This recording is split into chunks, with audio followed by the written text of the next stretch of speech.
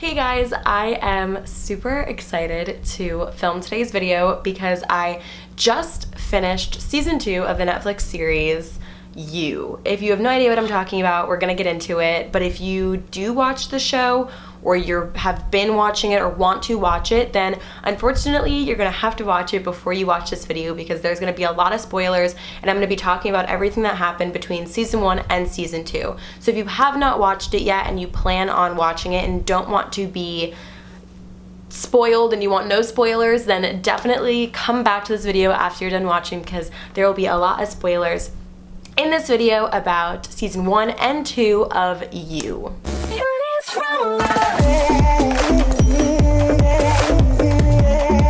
I'm gonna get into so many different theories, my opinion on the series thus far, and all of that jazz. This is something that I love to do. I've done it with Pretty Little Liars, I've done it with 13 Reasons Why, and maybe like one other show, I just can't think right now, but I do love to kind of like dissect shows. Oh, I did it with Stranger Things too. I love to kind of just think of like theories and ask you guys the theories that you have, especially when these shows have such mysteries. I think it's so interesting to kind of think like what if, or like trying to guess what's gonna happen. And I think with this show it's pretty easy like to guess things. I don't know, I'm gonna get into it.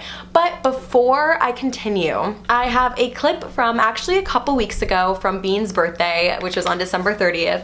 Hi! Oh, how'd you know I was talking about you? I wanted to include this clip that I filmed a little bit ago that has to do with Bean and this company called Shop Furry. So roll the clip from a couple weeks ago. Shopfurry.com reached out to me and I was super excited because with Bean's birthday coming up, I was like, oh my god, what am I gonna get her? Bean literally has so many toys. So the one that Bean got is called the Heavenly Sack, and it's almost equivalent to a love sack. It is this massive, well, I mean, they're not all massive, but Bean's is extra large, so it's like really massive. But they come in all sizes, so small, medium, large, extra large, and even extra, extra large for the biggest of puppies. But this bed is the softest and comfiest thing I have ever seen in my entire life. So they come in 3 different colors. There is frost gray, taupe, and charcoal. Bean got the frost gray because I felt like it would match my room the best. It's like a nice light gray. So here is a little video of Bean the other day. Hi, Bean. Hi, what are you doing? Hi, what are you doing? You look so cute. Is this your new bed? That's so cool. Look how tiny she looks in it. Like if I do it from up here. It is so soft. I don't know if you guys can like even tell how soft it is, but she borderline gets lost in it. Hi. You can honestly see how much she just melts into the whole thing, and it's so adorable. And I love how big it is, honestly. I can't even describe how soft it is and how comfy it is, but I guess you can kind of see with how much Bean is sunken in right now. And just to give you some perspective of how big it is, we are now both sitting on the bed. Like my entire body is on the bed, and so is Bean. Oh, I know you love it. I would say this bed fits up to like an 80-pound dog. She is so comfortable. I don't want to move because she's laying down. If this doesn't look like maximum comfort, I don't know what does. You are so cute.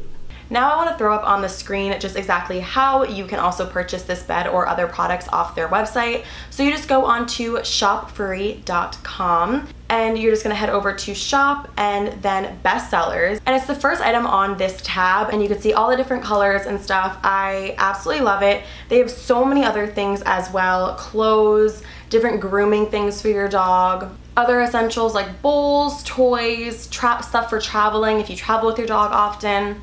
They have really cute other beds also. There's this little cabin bed, which I think is absolutely adorable. And yeah, as you can see just on all the tabs, the different type of stuff you can get. So there really is so many options of different items. And Shop Furry was nice enough to give you guys a discount. So if you just use this code on the screen, and I'll also leave it down below, you get 15% off and free shipping. So if there's anything that you need to grab for your pup this new year, definitely head on over. 15% off and free shipping, and the bed is, I mean, the coolest thing I've ever seen. I can borderline sleep on it. Like, if I curled up, I could literally sleep on this bed. It is so soft. But if you guys get anything from Shop Furry, then leave it down below. I would love to hear what you guys got. If you have any questions, make sure to leave them down below as well. And also, thank you, Shop Furry, for giving my viewers this discount and for giving Bean that awesome, comfortable bed. She loves it. Okay. Now let's get into all of the weirdness of the show You. If you haven't seen it and you don't plan on watching it and you're just watching this video because you want to, You is basically a show about this guy named Joe who is like very obsessive and crazy and psycho and sociopathic and a killer and a murderer and everything in between. He basically gets fixated on this girl named Beck. And we come to find out that Beck is not the first woman that he has like done this to. He was obsessed with his ex-girlfriend named Candace, and it's just very, very dark and creepy. And I have a note on my phone that I kind of wrote down everything that I want to talk about, just because I felt like my brain was gonna like go to mush when I tried to like talk about all of it. So first, I guess I'll talk about the things that I did not like about the first season, or just like in general. Sorry, my hair always annoys me. First, I want to say that it was way too predictable. There were so many times where I was like, okay, this is about to happen next. Okay, this is gonna happen next. And there was way too much just like filler stuff, like stuff that didn't need to be in there that they just needed to add for time, where I would literally just skip through because it's like, I don't need to sit here and listen to you talk about stupid stuff for 10 minutes straight. Like, just get to the point. I know you're gonna kill this girl. I know you're obsessed with her. Just get to the good stuff. Like, why am I sitting here watching you guys talk about an apple pie for 10 minutes? Obviously that doesn't happen, but you kind of get what I mean. Like, it just, they drag things out for too long. Every episode is like 50 minutes. It really doesn't need to be. But I think the thing that creeps me out the most about the entire series thus far is how realistic it is, but also the fact that it takes Beck so long to realize like how crazy Joe is. I think that some people may be like, oh, well, it's so unrealistic, like that would never happen. But I mean, why would you think the guy that you're dating is a murderer? Like, why would you think that? The only thing Beck thought was weird was the fact that Joe didn't really have any friends and had no social media, which I agree, that is kind of weird. I think if someone that I was dating had no friends, I'd be like, oh, like, what? Why is that? But it's just something that she brushes off because they're getting along so well. He treats her so great. Like, why would she think anything weird? Every single time that something weird does happen, attention turns to Joe that maybe he did something wrong. There's always a justifiable reason as to why it's not him. He always has some sort of alibi or some type of reason as to why it's not him. I think the only thing that is unrealistic is how easily he breaks into everyone's home. I don't think he would ever have been able to like break into Peach's home as easily as he did, or break into Beck's home so many times and like wouldn't get caught. I just don't think that's realistic at all. Even in the second season, I don't think he ever would have been able to break into Henderson's house, especially with Henderson being so famous. I don't know, that is probably the most unrealistic thing throughout the whole series, the fact that he like breaks into these people's homes with like no one ever noticing or no one ever seeing, and I just don't think that part is possible. Also, something that is very unrealistic is that when he has Beck's phone, he has her phone even when she gets a new phone, and they both still work. When you get a new phone, you can't have two phones with the same number in real life. So if she got a new phone and, you know, she's able to use it and text on it, whatever, that those texts wouldn't be also going to her old phone. Like, that old phone would probably get like shut down because it's, you know, lost or stolen, whatever. So that was pretty unrealistic, that I was kind of just like, okay, like I get it, it's good for the story, but just stupid because it wouldn't be realistic. The biggest thing to me is the fact of it really is easy to not see the true side of someone like when you're in love and stuff. So the fact that Beck doesn't see that bad side of Joe and like how crazy he is terrifying, because it can really happen. So the next thing that I have on here is the way that when Joe narrates, like when it's like inside his head, we can hear what he's thinking. he makes everything seem like it's Beck or whoever else's fault because what they post on social media. So a really, really, really big part of the show is the fact that these people are posting on social media where they're going, what they're doing, and it's easy for Joe to follow them to those places because they're posting on the geolocation on Instagram where they're having dinner. They're posting the geolocation of where they're doing yoga. Whatever the case may be, everything is posted to social media. In the very first episodes, Joe goes on to Beck's Facebook and is like, okay, you have a brother, a mom, your dad passed away. Like, he's able to find out all the information about her solely from her Facebook. And the way he talks about it is, you gave me a credit card when you bought the book at the bookstore. You wanted me to know your name. You wanted me to like look you up on Instagram. Your profile is public. You want people to know what you're doing and where you're going. And it's just like really creepy to think about it that way, to think like, you know, he's making it seem like what he's doing is okay in his head. And it's also even weirder because I think we're all guilty of doing this. When you meet a guy or a girl for the first time, at least I know the first thing I do is Google them. One, to make sure that they've like never been arrested or anything, and two, to like see what they post on social media. I think the first thing that anyone this day and age does when they meet someone is look them up on Instagram. It's like just so normal to do that, but the way he is saying it makes it sound so creepy, but it's literally something that we all do. We all go on social media and we'll end up on someone's third cousin removed boyfriend's girlfriend's page somehow. And it's so weird the way that Joe talks about it in the show, but it's even weirder because it's something that we all do. And of course, our intentions are a little different when we're doing it. We're trying just to make sure that we are not talking to someone insanely creepy, but Joe is obviously doing it because he is the creepy one and he's trying to, I don't know, the whole thing is just so weird, the way that they use social media, and it's weird because it's so realistic, and that's what makes it really creepy and has made me very paranoid every single time I leave my house now, because I'm like, this is weird, and I feel like Joe Goldberg is on my corner of my street. Something that I did not like was the fact that season 1 and season 2 were identical. And I understand that they were identical in the sense of like he was obsessed with someone. First season it was Beck, second season it was Love, but I mean identical in the sense of the little kid. So in season 1, it was the little boy, Paco. Season 2, it was the little girl named Ellie. He ends up sleeping with his neighbor. In the first season, it was Karen. Second season, it was Delilah. So it's like literally mirrored exactly the same. In the first season, what's her name? The best friend, Peaches. He killed her. Second season, 40 was basically Love's best friend. It's like the best way to like compare it. 40 dies. Like every single, it was all mirrored, which I understand, like mirroring the sense of him being obsessed with a girl. Like I get that part of it, but I don't really understand why they had to make like everything else identical. I thought that was kind of weird.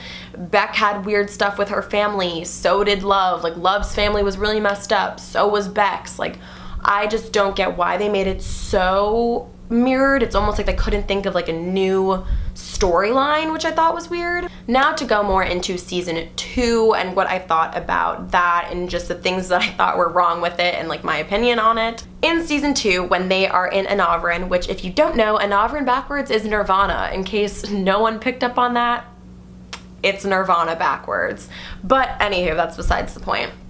When 40 is like blowing up Love's phone and is like, we need to talk, Joe is psycho, or Will, I mean in the second season his name is Will, but whatever, that's a whole different situation. I don't know, that's something else that's so unrealistic. When him and Delilah get arrested and he's in jail, he would have never been able to be in jail as Will. Like they would have known his name was Joe. I don't care if he had a fake ID, like they would have been able to tell that kind of stuff. So that's very unrealistic as well. They would have done fingerprints the second they got into like the jail cell. I don't know. Obviously, I don't know much about how jail works, but I'm pretty sure he would not have been able to be in there. He would have not been able to be in there. Is that right English? With a fake identity. I just don't believe that's realistic. Anywho, want to call him Joe, Will. I'm going to call him Joe because it's just easier. When 40 finds out that Joe is like absolutely crazy and psycho and he goes and talks to Dr. Nikki in New York and like that whole thing, which, you know, 40 is very smart. He figured it out because of Candace, though. I mean, he wouldn't have been able to figure it out without Candace. Candace was also crazy, but I don't know why she didn't just kill Joe. Like, I don't understand why she didn't just do that. Anywho, when 40 and Love were talking in an oven before Joe even walked in, and he was screaming and freaking out like, you don't know what Joe's done, he's killed people, blah blah blah. Love knew that already. Like, Love already, her and Joe already had the confrontation. Love had already told Joe how psychotic she is and that she's basically done the same exact thing and killed people for those that she's loved. So I don't get why Love couldn't just say to 40, I know what Joe has done. We've already spoken about it. I've done the same thing. We're good. We're on the same page. We're both psychotic. By the way, I'm pregnant. I don't get why she couldn't say that to him. Like, she literally just kept being like, calm down. It's okay. I'll leave. Like, it's okay. It's okay. Like, I don't know why she couldn't have just said, I know what he's done. It's really as simple as that, because all 40 was freaking out about was the fact that Love didn't know, or thought that she didn't know, Joe was crazy. We also don't see what happened with Delilah or Candace. We see Candace is in Love's trunk, but we don't see like what they did with the body. Also with Delilah, like, did they clean up the storage unit? I don't really understand how that one worked out. I thought this was extremely weird, and some of my friends tried to explain it to me, but I still didn't really understand. So Love confesses to Joe that she has killed people, that she killed Candace because she loves Joe, that she killed that babysitter that, you know, tried to hurt 40 way back in the day because she loves 40, that she killed Delilah because she was gonna get in between her and Joe. So she is just as crazy as Joe. Like, literally equally. Joe has killed people because he loves them, and Love has done the same thing. So you'd think that when Love tells Joe this, he's like, oh my God, we're meant to be. But instead, he's really creeped out and even is gonna try to kill Love. Like, at the end, like, when she finally lets him out of the cage, he has like the handcuffs on him. I don't know if he was gonna handcuff her to something, or I don't know if he was gonna kill her with them, but he was gonna try to hurt her in some way.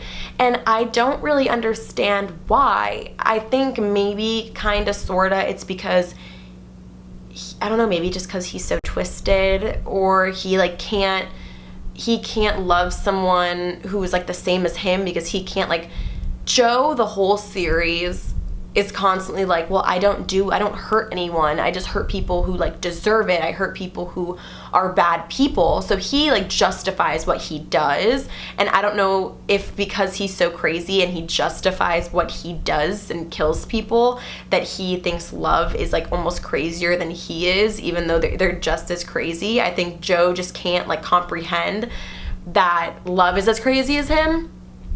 I think he thinks like he's a good person and he sees Love as a bad person, which is so weird to me. Hello, you guys are equal, but I think he's just so crazy he doesn't see that. So the only way that Love gets him to not hurt her is by saying she's pregnant. And at first I thought, oh, okay, she's just saying she's pregnant. There's no way she actually is. She actually is. It may not be his kid. I don't know if it's his kid. I think he should definitely get a paternity test on that one.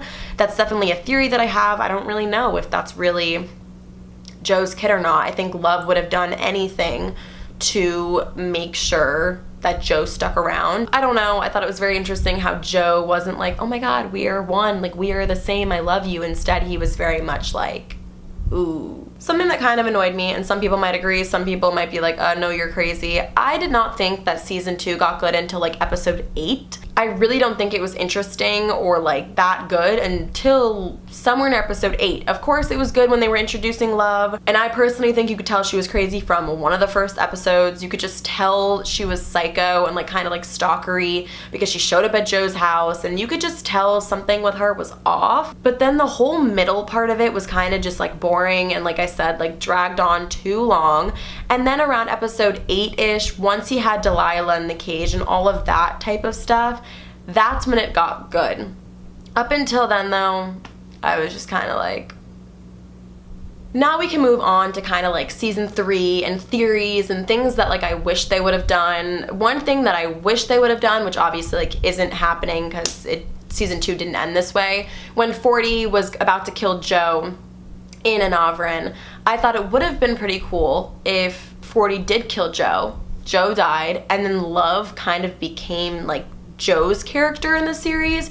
So season 3 would have been Love basically doing, like, from her perspective. So just make her the main character is what I mean. I think it would have been really cool if they made Love the main character and they showed her meeting someone new and her being a stalker and her doing all of that.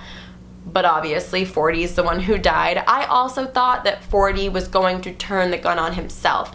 I did not expect Flincher was his name, or Finch? I think Fincher. I did not expect the cop to be the one to kill 40. I thought it was going to be 40 himself, or that 40 was gonna kill Joe. I did for a second think it really was Joe by the way that they had Joe hit the floor.